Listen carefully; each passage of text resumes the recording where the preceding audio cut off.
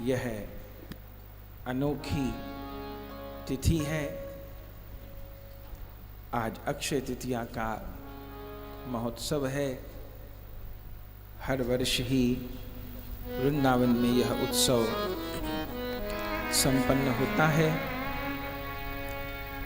इस अक्षय तृतीया तिथि की इतनी महिमा है कि उन महिमाओं को बताने लग जाएं तो एक कथा उस अक्षय तृतीया की महिमा क्या क्या है उसमें बीत जाए। ठाकुर जी आज के दिन ही सुदामा जी का दारिद्र्य दूर किए। कथा सारा जगत जानता है। सुदामा जी के माथे पर लिखा था शय श्री, और पहुंचे श्री कृष्ण के पास।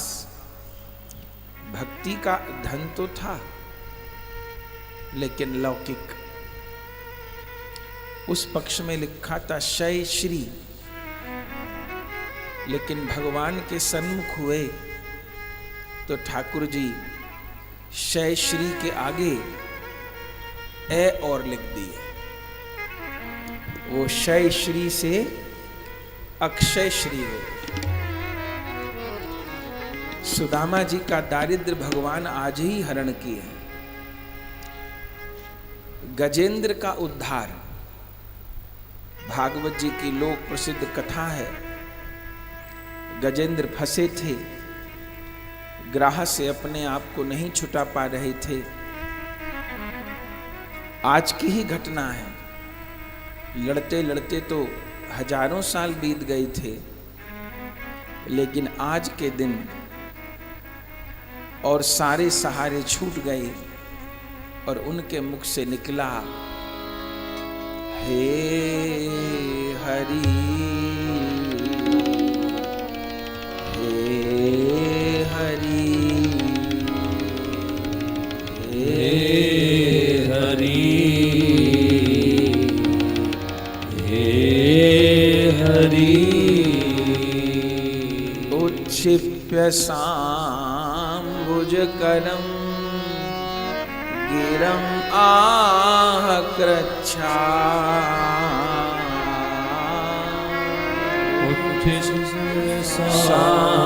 सांबुजकरं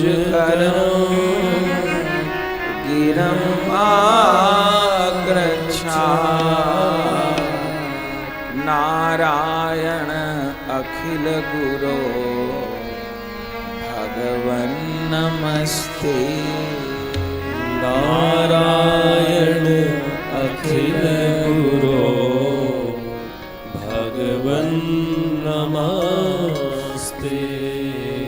बस आज के दिन इतना ही निवेदन किया भगवान को। वह हरि नाम अक्षय हो गया और श्री कृष्ण नित्य गोलोक से पधारे। ग्राह का मुख चीर दिया और डूबते हुए गजराज को उबार लिया। आज के दिन ही सतयुग और त्रेता युग का आरंभ हुआ। आज के दिन ही द्वापर युग का विश्राम हुआ। कितनी महिमा। 24 अवतार में नर नारायण भगवान, बद्रीनाथ भगवान, उनका आविर्भाव आज के दिन ही है। बद्रीनाथ जी के कपाट कब खुलते हैं? आज के दिन ही खुलते हैं। हयग्रीव भगवान का अवतार किस दिन हुआ है? आज के दिन ही हुआ है। तो इतनी महिमा है, इतनी महिमा है कि पुराण भरे पड़े हैं आज की तिथि की महिमा से। और आज की तिथि के विषय में जो पुराणों में वर्णन है, आज जो कुछ किया जाता है वो अक्षय हो जाता है। हम भारतीय लोग टिकाऊ काम चाहते हैं। हिंदुस्तान में जैसे मकान बनते हैं ऐसे कहीं नहीं बनते। विदेशों में लोग बताते हैं कि आदमी अपनी मर्जी से घर नहीं बना सकता। वहाँ गवर्नमेंट का एक रूल है। प्रायः जो ठंडे देश हैं वहाँ लकड़ियों से घर बनते हैं। तो वही कर्मचारी होते हैं, बनाते हैं, और जब हटाना होता है तो हटा भी देते हैं। लेकिन हिंदुस्तानी घर बनवाते हैं तो खूब नींव खोद खोद के, खूब लोहा लगा लगा के। अरे घर तो बड़ी बात हुई, एक 2-4 गज कपड़ा लेने जाएं तो खूब खींच खींच के देखते हैं उसको। एक बुजुर्ग आदमी भी कपड़ा लेने जाता है तो खूब देखता है उसको कितना चलेगा। उसको अपना भले न पता हो कि वो खुद कितना चलेगा, पर कपड़ा उसको बहुत मजबूत चाहिए। हम लोग टिकाऊ चीज चाहते हैं, हर चीज हमको मजबूत चाहिए। दादा ले पोता बरते ऐसी चीज चाहिए।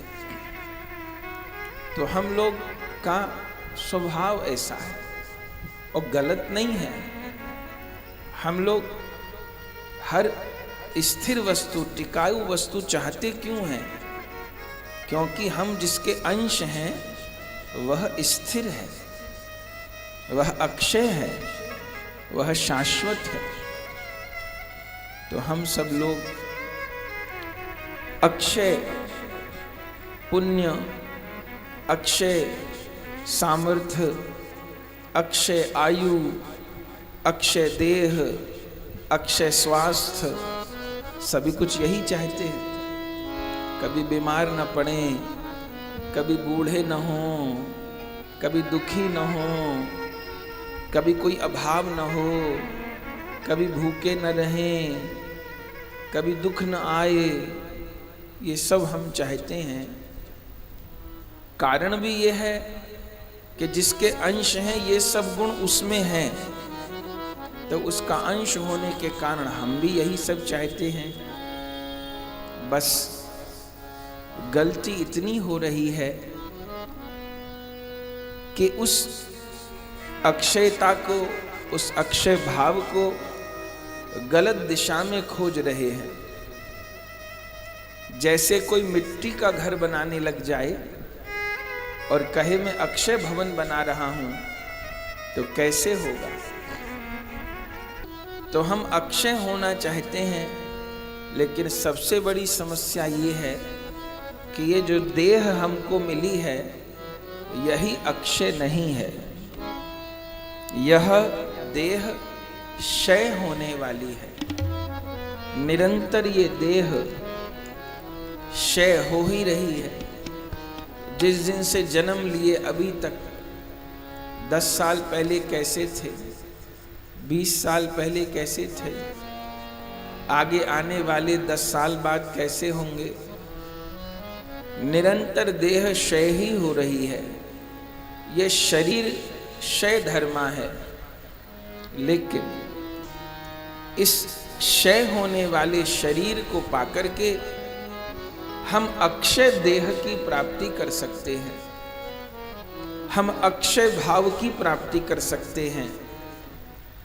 और अक्षय कौन है? अभी गा रहे थे, अक्षय राधा, अक्षय श्याम, अक्षय वृंदावन धाम। अक्षय राधा, अक्षय श्याम, अक्षय वृंदावन धाम। हमारे प्रभु अक्षय हैं और प्रभु का धाम अक्षय है। अयोध्या के ऊपर कितने आक्रमण हुए, एक बार नहीं सैकड़ों बार आक्रमण हुए। 500 साल से तो बलिदान ही हो रहा था, लेकिन भगवान की जन्मभूमि अक्षय थी। सरयू जी अक्षय हैं। कितने आक्रमण हुए, कितने अत्याचार हुए, लेकिन फिर अवध धाम गुलजार हो गया। ये ब्रज वृंदावन तो लुप्त हो चुका था, गुप्त हो चुका था, लेकिन महाप्रभु जी के परिकर षड गोस्वामी पाद की कृपा से ये ब्रज वृंदावन फिर गुलजार हो गया, फिर प्रकट हो गया। तो प्रभु अक्षय है, प्रभु का धाम अक्षय है, उनका नाम, उनका रूप, उनकी लीला अक्षय है। तो अक्षय श्यामा श्याम के नाम को ग्रहण करके, अक्षय श्यामा श्याम की लीला को पाके, अक्षय श्यामा श्याम के धाम को पाकर के ये क्षय होने वाला देह भी अक्षय हो सकता है। चूंकि ये देह तो क्षयवान है, पर ये आत्मा नाहम छिद्दांति, शस्त्र से इसको छेदन नहीं किया जा सकता, वायु के द्वारा सुखाया नहीं जा सकता, जीवात्मा को अग्नि के द्वारा जलाया नहीं जा सकता। पंच भौतिक देह तो क्षय होता है, लेकिन आत्मा क्षय नहीं होती, चूंकि भगवान का अंश है। तो इस अक्षय आत्मा को अब ये बार बार पंच भौतिक देह मिलते हैं, छूटते हैं, ये चक्कर खत्म हो और इस अक्षय आत्मा को अक्षय देह की प्राप्ति हो जाए। चूंकि आत्मा अपने से कुछ नहीं कर सकती, आत्मा को देह चाहिए। भगवान की अक्षय लीला में जितने भी परिकर गण हैं, उन सब की सिद्ध देह है, दिव्य देह है। वह दिव्य देह, वह दिव्य भाव, वह दिव्य प्रेम हमको प्राप्त हो जाए तो हमारी अक्षय तृतीया सफल हो जाए। तो अक्षय तृतीया का आज पर्व है। आज दान की बड़ी महिमा कही गई है, लेकिन सबसे बड़ी अक्षय वस्तु क्या है? सबसे बड़ी अक्षय वस्तु श्यामा श्याम की भक्ति है, श्यामा श्याम का प्रेम है। वह प्राप्त हो जाए तो फिर ये जीवन अक्षय हो जाए। आज के दिन किया गया दान, आज के दिन किया गया पूजन, आज के दिन किया गया जप, आज के दिन किया गया स्मरण, सब अक्षय हो जाता है। और भक्ति तो ऐसे ही सदा अक्षय है, किसी दिन भी की जाए, फिर उसमें भी अक्षय तृतीया आके उपस्थित हो तो क्या कहना। तो बड़ी बड़ी महिमा पुराणों में इस तिथि को लेकर के हैं, लेकिन इस तिथि में चंदन महोत्सव कब से जुड़ा, ये हम लोग श्रवण करते हैं कथा में। हमारे परमाचार्य श्री माधवेंद्र पुरी पाद परंपरा में हमारे दयालु ठाकुर श्री गौरांग देव के भी परम गुरुदेव श्री माधवेंद्र पुरी पाद उत्सव मनाना है, इसलिए पूरी कथा नहीं सुना रहे। आप सबको कथा पता ही है, सभी को पता है। आज मंदिर मंदिर ठाकुर जी को चंदन धारण होगा, अवध में भी, ब्रज में भी, जगन्नाथपुरी में भी, श्रीनाथ द्वारा में भी, बद्रीनाथ जी में भी, सब जगह ठाकुर जी को आज चंदन धारण होगा। लेकिन ये न भूलें कि ये प्रथम चंदन लगाया किसने है, पर ये शायद कलयुग की विडंबना है। हम लोग होली खेलते हैं, होली जलाते हैं, पर प्रहलाद जी को भूल जाते हैं। कितनी जगह होली जलाते हुए प्रहलाद जी की जय हो ऐसा सुना जाता है। अरे अपने मूल को तो न भूलें। कोई आदमी अपने मूल को ही भूल जाए तो कैसे बात बनेगी। तो होली उत्सव मनाते हैं, प्रहलाद जी को भूल जाते हैं, प्रहलाद जी की चर्चा कम ही लोग करते हैं। ऐसे ही ये अक्षय तृतीया मनाते हैं, पर अपने यहाँ तो गुरु कृपा से हम लोग हर साल स्मरण करते ही हैं, पर सब जगह कहाँ माधवेंद्रपुरी पात को भूल जाते हैं। अरे माधवेंद्रपुरी पात को प्रणाम किए बिना चंदन महोत्सव मनाने का अधिकार ही नहीं है। लेकिन एक तो कलयुग में सांप्रदायिकता इतनी हावी हो गई है कि दूसरे की वस्तु तो ग्रहण करनी है, लेकिन उसका नाम ग्रहण नहीं करना है। दूसरे का भजन तो गाना है, पर उसकी छाप नहीं बोलनी है। ये रास्ता चोरी का नहीं है, ये रास्ता धोखाधड़ी और कपट का नहीं है। हम मीराबाई जी का पद गाएं और मीराबाई की छाप हटा दें तो क्या होगा? वो पद स्वीकार हो जाएगा। शायद कोई ऐसा पद हो जो आपको न पता हो किसी संत का, तो उस पद में हम उन महात्मा की नाम की छाप हटा के अपनी लगा डालें, तो हो सकता है आप भरोसा कर लें। लेकिन जिन श्यामा शाम को सुनाएंगे उनको तो अखंड स्मृति है, वहां तो सभी कुछ अक्षय है। तो ये कलयुग में कुछ ऐसी बीमारी चल पड़ी है कि बढ़िया वस्तु तो चाहिए, लेकिन चोरी करके चाहिए ना। ये चोरी का रास्ता नहीं है। जिसकी वस्तु है हृदय खोलकर स्वीकार करना पड़ेगा। तो ये चंदन महोत्सव तो पूरे भारतवर्ष में मनाया जाता है, लेकिन माधवेंद्रपुरी पात को कितने लोग स्मरण करते हैं खबर नहीं। अक्षय तृतीया की और सब महिमा तो पहले की है। सुदामा जी का दारिद्र हरे, गज पर कृपा करे, त्रेता युग का प्रारंभ हुआ, गंगा जी का प्राकट्य हुआ, तमाम कथाएं तो पहले से लिखी हैं। लेकिन चंदन उत्सव कि जी बिहारी जी के चरण दर्शन होंगे, चंदन के गोला रखे जाएंगे, तो बाकी दिन बिहारी जी के चरण दर्शन क्यों नहीं होंगे? भैया ये चरण दर्शन एक ही दिन होते हैं, इसके पीछे कारण क्या है? कोई अजूबा नहीं है, कोई कहानी नहीं है इसके पीछे।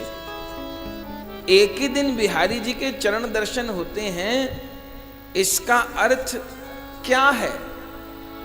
अरे बांके बिहारी जी को स्वामी हरिदास जी ने लाड़ किया, सेवा की।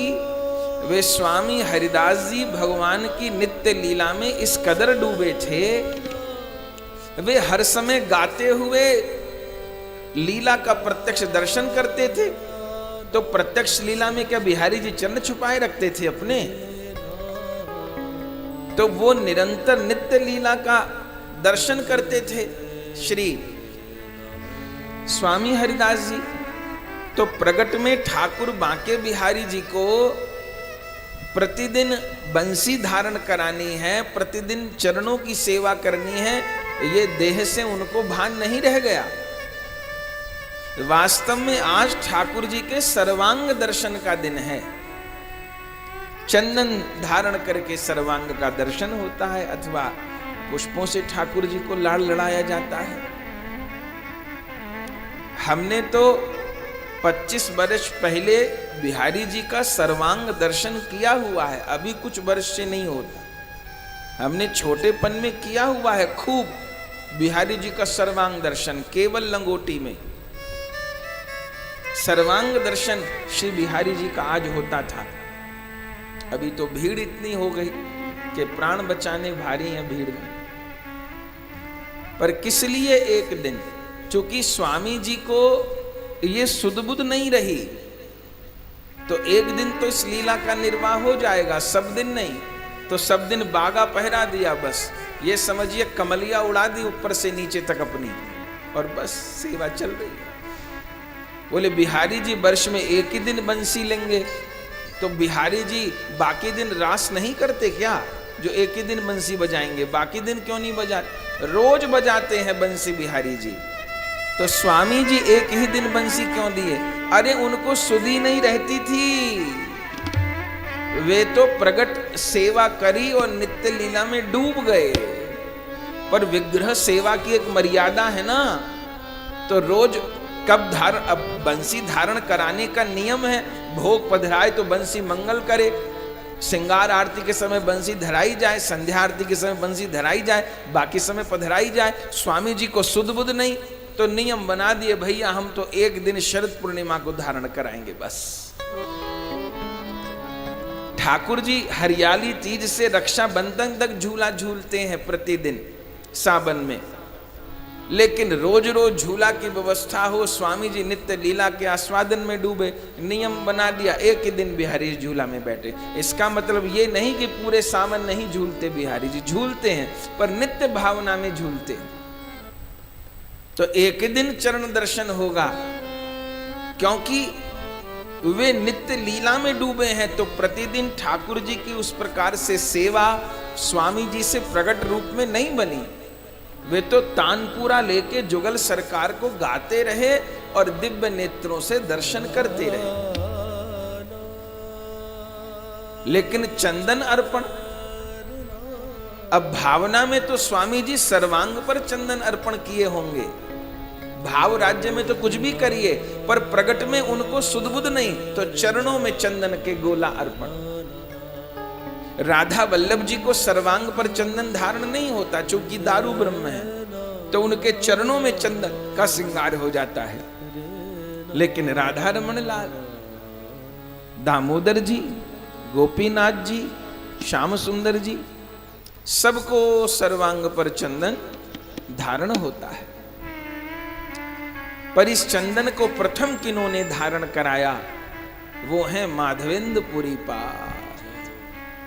माधवेंद्रपुरी पाद ने गिरिराज जी में गोवर्धन नाथ को प्रकट किया। ठाकुर जी हजारों साल से गिरिराज जी के नीचे दबे थे। जब ठाकुर जी को प्रकट किया, ठाकुर जी बोले मेरे शरीर में ताप हो रहा है, जाओ जगन्नाथपुरी से चंदन लेकर के आओ। माधवेंद्रपुरी जी जगन्नाथपुरी चंदन लेने के लिए गए। रास्ते में गोपीनाथ जी का मंदिर पड़ा। गोपीनाथ जी ने माधवेंद्रपुरी पाद के लिए खीर चुराई, तो खीर चोरा गोपीनाथ हो गए। और फिर माधवेंद्रपुरी जी जगन्नाथपुरी से चंदन लेकर के लौटे, तो रास्ते में गोवर्धन नाथ जी स्वप्न दिए कि जो इतना मनो चंदन कपूर केसर लेकर के आ रहे हो, उसको रेमुना में गोपीनाथ जी को ही धारण करा दो। बोले चंदन आपके लिए ला रहे हैं और धारण करा दे गोपीनाथ जी को। राधे श्याम।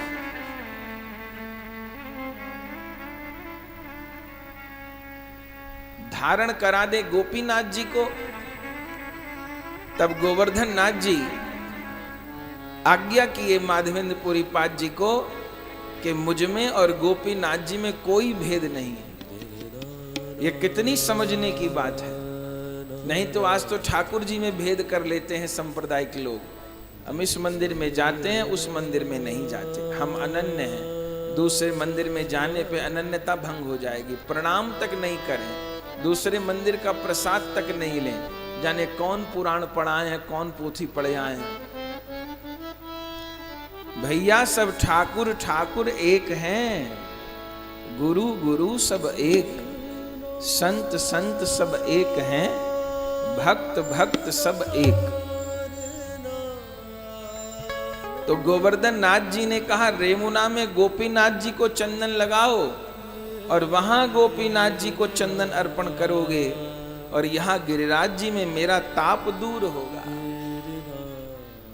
तब माधवेंद्रपुरी पाद जी रुक गए, और जो इतना चंदन लेकर के आए थे सब वैष्णव घिसने में लग गए, और उस चंदन को गोपीनाथ जी के श्री अंग पर धारण कराया। वो कौन तिथि थी? वह तिथि थी अक्षय तृतीया। पहली बार अक्षय तृतीया के दिन ठाकुर जी को चंदन धारण कराया, और ऐसा चंदन धारण कराया कि विश्व के जितने ठाकुर थे, गोवर्धन नाथ जी, गोविंद देव जी, मदन मोहन जी, गोपीनाथ जी, राधा, जितने ठाकुर उस समय प्रकट थे और जो ठाकुर बाद में प्रकट हुए, सब मचल गए। हम सबको चंदन धारण करना। जैसे किसी ने अपने बालक को कोई बहुत बढ़िया खिलौना दिलवा दिया, तो उस उम्र के जितने बच्चे थे वो सब मचल जाएंगे, हमको भी यही वाला खिलौना चाहिए, यही वाला चाहिए। तो माधवेंद्रपुरी पाद गोपीनाथ जी को ऐसा चंदन धारण कराए और इतनी शीतलता प्राप्त हुई कि जितने ठाकुर जी वो सब मचल गए कि हमको भी चंदन धारण, हमको भी चंदन धारण। ये वास्तव में माधवेंद्रपुरी पाद के भाव को सम्मान दिए ठाकुर जी, प्रहलाद जी के भाव को सम्मान दिए, तभी तो होली का त्योहार विश्व प्रसिद्ध हो गया। ऐसे ही माधवेंद्रपुरी पाद के भाव को ठाकुर जी सम्मान दिए, तो माधवेंद्रपुरी पाद चंदन धारण कराए, आज पूरे विश्व के ठाकुर जी को चंदन अर्पण होता है, चंदन लीला होती है। ये अक्षय तृतीया की अक्षय लीला है। और चंदन की सबसे बड़ी महिमा यह है कि चंदन के पेड़ पर सांप लिपटे रहते हैं। जहां चंदन का पेड़ होता है वहां सांप जरूर होते हैं। सांप के शरीर में बड़ा ताप होता है, चंदन के पेड़ से लिपटे रहते हैं, ठंडक मिलती है। लेकिन अचंबा यह है कि सांप का संग करने के बाद भी चंदन का पेड़ विषैला नहीं होता। चंदन भगवान के मस्तक पर श्रीअंग पर धारण होता है। तो चंदन की इतनी महिमा क्यों है? क्योंकि वो कुसंग में भी कुसंग का रंग अपने ऊपर नहीं चढ़ने देता। हम लोग भी जगत के कुसंग के बीच रहते हैं, अपनी वृत्ति को, अपने मन को चंदन के जैसा बनाएं और चंदन बन करके श्याम सुंदर के चरण कमल में अपने चित्त को अर्पण करें, तो हमारे लिए अक्षय तृतीया सफल हो जाए।